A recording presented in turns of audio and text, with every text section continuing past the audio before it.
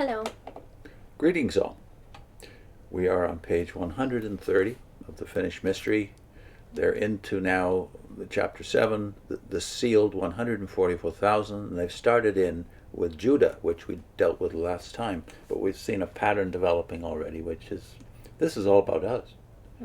And therefore they have to do something with these names, because anyone who reads the list of names knows that these were very naughty tribes of Israel. We'll get to the brand of naughtiness in a minute, but you have to turn all the names, therefore, into kind of a code to get what you want out of it. The names have to mean something that applies to you. It has to be good. It has to be good, yeah. Something nice, yeah. So let's get to, this time, Reuben, Gad, Asher, Naphtali, and Manasseh, but here's the text anyway. Of the tribe of Reuben, this is, by the way, Revelation 7:5, of the tribe of Reuben were sealed 12,000. Of the tribe of Gad were sealed 12,000. Of the tribe of Asher were sealed 12,000. Of the tribe of Naphtali, that's the King James version of Naphtali, 12,000. Of the tribe of Manasseh were sealed 12,000. Mm-hmm. So now we'll read straight through and no doubt have something to say. So we start with Reuben. Reuben's name signifying, "See ye a son provided in my affliction," or "the pity of God," seems to refer to the 5 talented brethren who make their calling and election sure.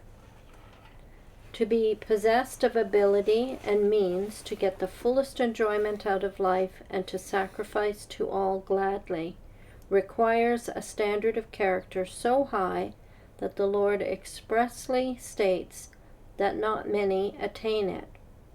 A taint of love of the world, spiritual uncleanness, is all that prevents from attaining the very highest place. So they seem to be ranking the tribes. Judah is obviously higher ranked than Reuben, but Reuben's got a pretty high rank, which tells you they're off to a bad start, which is if you're going to make this about the rankings on a character basis of the 12 tribes, well, I have more to say about that.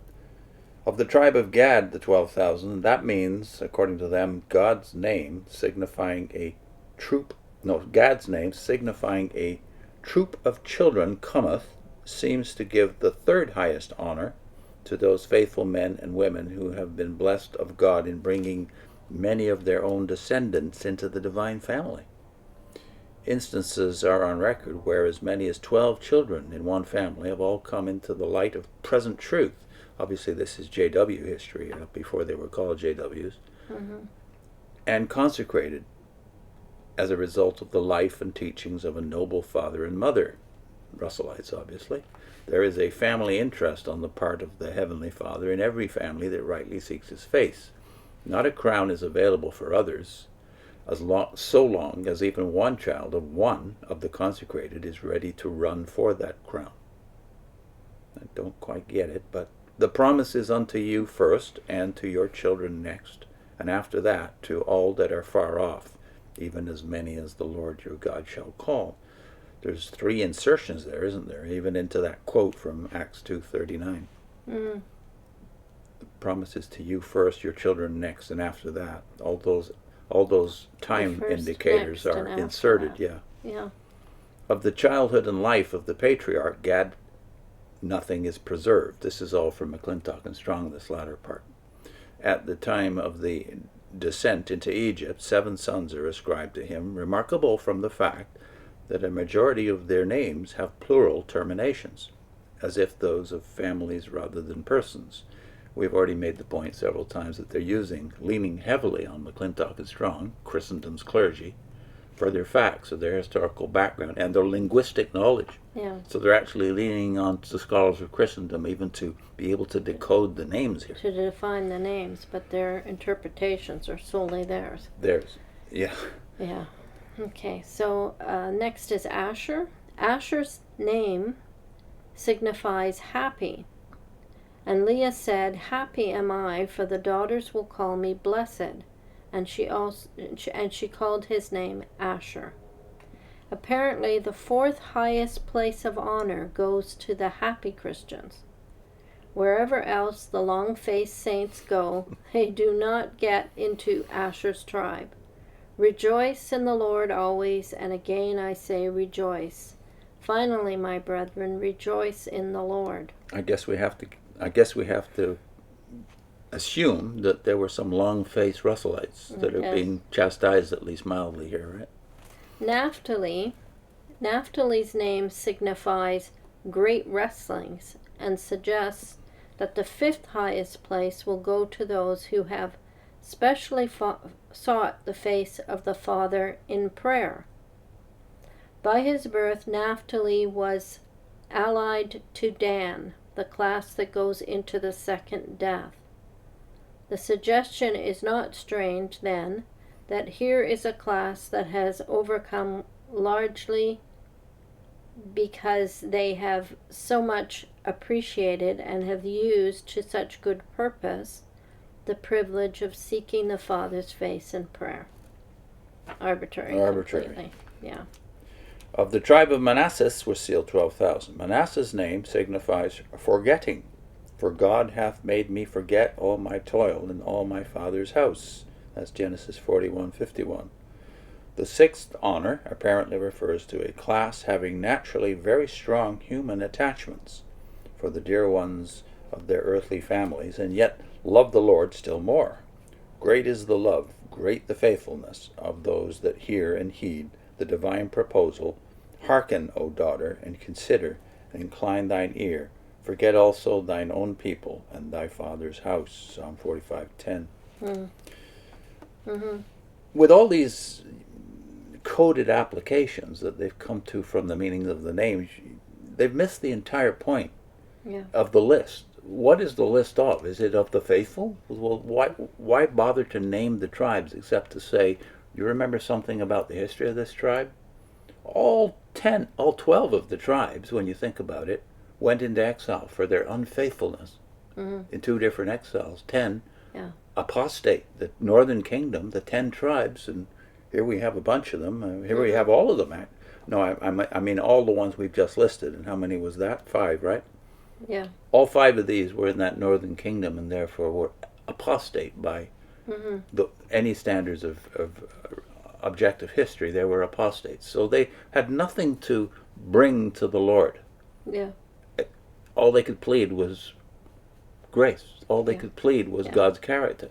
So you look at the names, you give definitions of the names, and then ignore the histories, the actual histories of these individual tribes, and make the names a basis for which you can say it applies somehow to your people.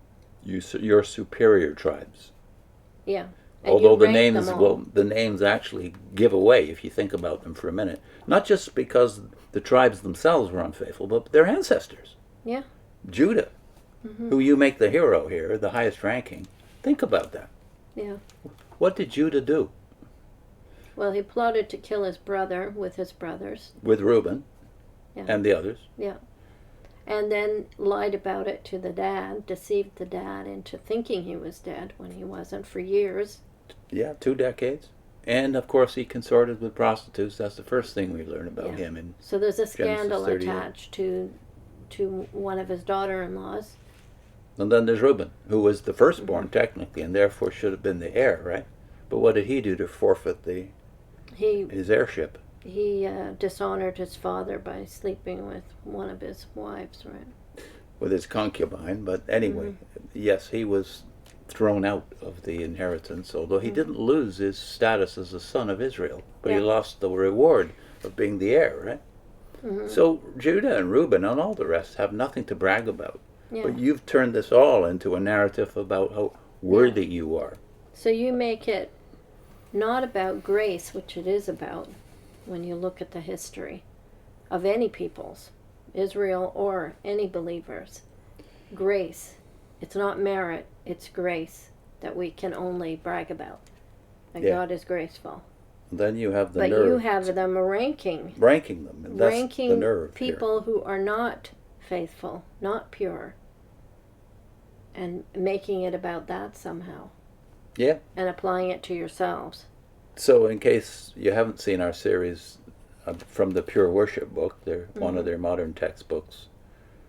We've made the point frequently in that series that pure worship's not even it's not even a phrase from the Bible. Yeah, Nor is true religion. It's impossible. And none of these tribes were pure worshipers, even if you believe that the phrase is applicable to somebody. There can be acceptable sacrifice to God, but it's never going to be pure because it's from sinners who need someone to atone them for their sin. So it's all of grace. Yeah. And certainly these names won't resonate with they can't be put beside the word faithful, because none of the tribes had stellar records when it comes to sticking with it. Even Judah finally proved to be so out of it in terms of God's favor that they killed the prophets. When Jesus talks about them killing the prophets, he's usually talking about the tribe of Judah. He's usually talking about the line of David. For instance, Manasseh, not this Manasseh, but the king named after him, apparently. All these people in the line of David who were grossly unfaithful to the point of finally killing Jesus himself and the apostles. So their history is the example for us to have any hope, because grace was poured out on them, and grace is poured out on us. Yeah. What's our link? Fred Franz's top-down theocracy and J.W.'s rank-and-file servility. I guess that begs the point of what survived of all of this, because this stuff about the 12 tribes hasn't survived into their modern literature very much anyway. But the ranking still applies to today. Yeah, how they build the theocracy. Yeah. Top down.